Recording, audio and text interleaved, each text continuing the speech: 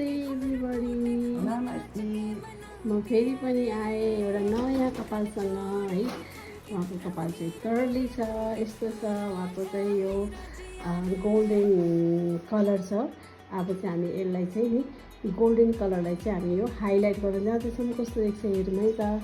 हामी तल चाहिँ कलर गरेँ, माथि चाहिँ हाइलाइट छ। तलको त्यो हल्का उहाँको चाहिँ अलिकति डार्क छ, त्यसलाई थोरै लाइट गर्नलाई चाहिँ यो कलर गरेको। अब हेरौँ है उहाँको रिजल्ट चाहिँ, उहाँले के भन्नुहुन्छ है त।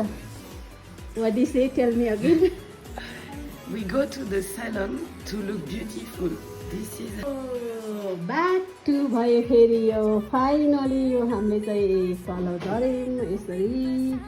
यो चाहिँ उहाँको एकदमै सकिलो कर्ल हो, उहाँले सेटिङ नगर्ने भने गएर हामीले यो यत्तिकै छोडेछ। यो चाहिँ हाम्रो क्याप प्लस कलर है, फर्स्ट क्याप अनि कलर। यो चाहिँ उहाँको फ्रन्ट साइड